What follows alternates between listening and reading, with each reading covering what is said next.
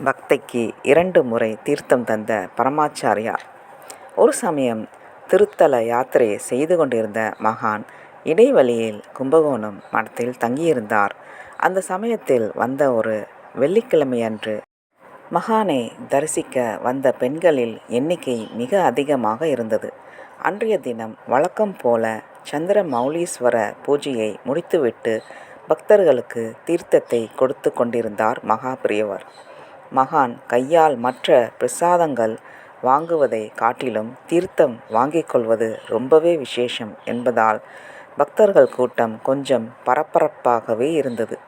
அப்போது வரிசையில் வந்து கொண்டிருந்த ஒரு பெண்மணிக்கு எதிர்பாராத விதமாக ஒரு சோதனை வந்தது. அதிகாலையிலேயே தலைக்கு குளித்துவிட்டு ஈரம் முழுமையாக உலர்வதற்குள் இங்கே வந்து வரிசையில் நின்றுவிட்டதால் கேசத்தை பின்னால் போடாமல் நுனியில் மட்டும் முடிச்சிட்டு சில பூக்களை சொருகி கொண்டு வந்திருந்தார் அவர். அந்த தலை முடிச்சு இப்போது அவிழ்ந்து விட்டது.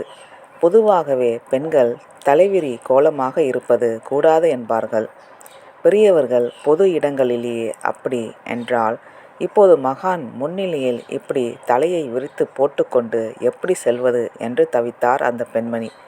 சட்டென்று கேசத்தை தூக்கி முடித்து கொள்ள வேண்டியதுதானே என்று நினைக்கலாம். ஆனால் கூந்தலை தொட்டுவிட்டால் அதன் பிறகு கையை அலம்பாமல் வேறு எதையும் தொடக்கூடாது. இப்போது கூந்தலை அள்ளி முடித்து கொண்டால் வரிசையை விட்டு நகர்ந்து வெளியே சென்று கையை கழுவிக்கொண்டு வர வேண்டும். இவ்வளவு பக்கத்தில் வந்துவிட்டு வரிசையை விட்டு நகர்ந்து போனால் அது ஏதோ குறையாக தோன்றும். போதாக்குறைக்கு மீண்டும் வரிசையில் பின்னாலிருந்து வரவேண்டும். அதற்குள் தீர்த்தம் தீர்ந்துவிட்டால் என்ன செய்வது என்று யோசித்த அந்த பெண்மணி, என்ன ஆனாலும் ஆகட்டும், பகவானே துணை என்று மனதுக்குள் நினைத்து கொண்டு சட்டென்று கூந்தலை அள்ளி முடித்து கொண்டார். பிறகு கையை அலம்பாமலே வரிசையில் தொடர்ந்து நகர்ந்தார்.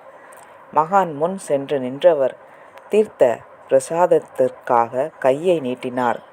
கையை அலம்பவில்லையே என்ற எண்ணம் நெருட லேசாக நடுங்கத் தொடங்கியது அவர் கரம். ஒரு நிமிடம் தீர்த்தத்தை அந்த பெண்மணியின் கையில் ஊற்றாமல் உற்று பார்த்தார் மகான். அவ்வளவுதான். பெரியவாளுக்கு தெரிந்துவிட்டது. தன்னை கோபிக்கப் போகிறார் என்று எண்ணம் மனதுக்குள் எழ இன்னும் வேகமாக நடுங்க தொடங்கியது அவரது கை. சில வினாடிகளுக்கு பின் பேசத் தொடங்கினார் மகான். உனக்கு நான் 2 தரம் தீர்த்தம் தர்றேன். முதல்ல தர்றதை வாங்கி 2 கையும் சுத்தமா துடைச்சிக்கோ. இரண்டாவதாக தர்றதை அருந்திக்கலாம். சொன்னபடியே சிறிது தீர்த்தத்தை அந்த பெண்மணியின் கையில் விட்டார். 2 கைகளையும் அந்த நீரால் துடைத்து கொண்டு மறுபடியும் கையை நீட்டினார் அந்த பெண்மணி. இப்போது மறுபடியும் அவர் கையில் தீர்த்தம் கொடுத்த மகான், என்ன கையை அலம்பியாச்சா? இப்போது தீர்த்தத்தை எடுத்துக்கோ என்று சொல்ல சிலிர்த்து போனார் அந்த பெண்மணி.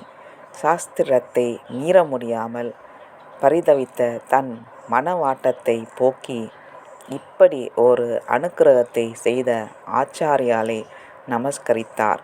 அவர் கண்களில் இருந்து பெருகி வழிந்த ஆனந்த கண்ணீர் ஆச்சாரியாலின் திருவடிகளை நனைத்து சிலிர்த்தது. ஹரஹர சங்கர ஜெய ஜெய சங்கர, ஹரஹர சங்கர ஜெய ஜெய சங்கர, ஹரஹர சங்கர ஜெய ஜெய சங்கர.